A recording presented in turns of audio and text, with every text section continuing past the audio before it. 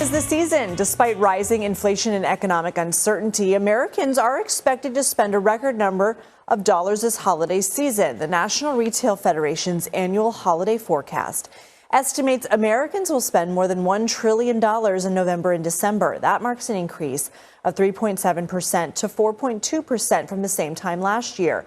We're joined now by Mark Matthews. He's the chief economist and executive director of research for the National Retail Federation. Thanks for making time for us. So we mentioned earlier in the show, we're seeing layoffs, we're seeing household debt at record levels, but your group still expects people to spend in record amounts. What are you seeing? Yeah, well, thank you so much for having me. I think, at core, we still have a fundamentally strong consumer. So when you think about it, wages continue to exceed the rate of inflation. So we have real wage growth. We have household net worth at record levels driven by, an extremely strong equities market and, house prices that continue to defy gravity. And unemployment remains, in a very manageable position. So overall, the consumer is not in bad shape. But what really, I think, matters here is that over the course of the year, even through difficult times, even with low sentiment, we've seen consumers spend money on family. So if you look at Mother's Day, Father's Day, Halloween, back to school, all of those, we had record or near record spending.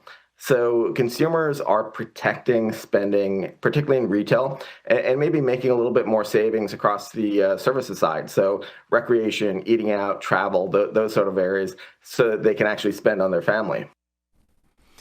Welcome back to the show. 9 minutes in front of the top of the hour. So from my standpoint, my position is, who was that? What was the name of the program that was on?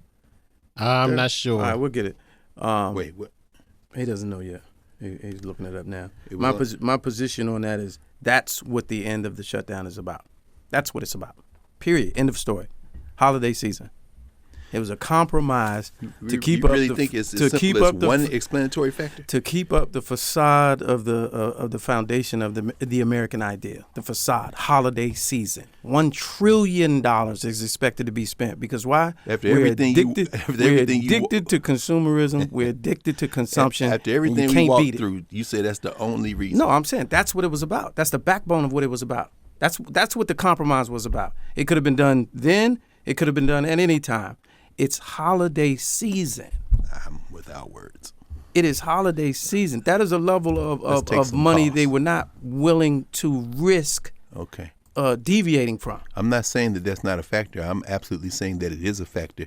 The idea that it's the only factor? Well, okay. I think the main. I'll change my word. Not even most. Not even main. That's the kind of lowest common denominator explanatory stuff that does try to treat it like a game of mathematics. It's not math, man. There are many different. No, it is math. You said it, that's what you said earlier. It is math. No, I was okay. I'm sorry, brother. I should have been a lot more explicit. I was clowning Mo with that play. In other words, the reason that I asked Daryl to play mathematics is because Most Def was using numbers to make larger points. Correct, and so am I. The same way that the 5% Nation would call it mathematics. In other words, what Malefi Asante in his writing calls it sciencing. It ain't science, but you use the numbers to make it appear like it's science. It'd be more comfortable conversation maybe you can have perhaps on the Breakfast Club. Let's get some. No, sir. Let's get some calls. No, sir. Who you want to go to, man? Who married the longest?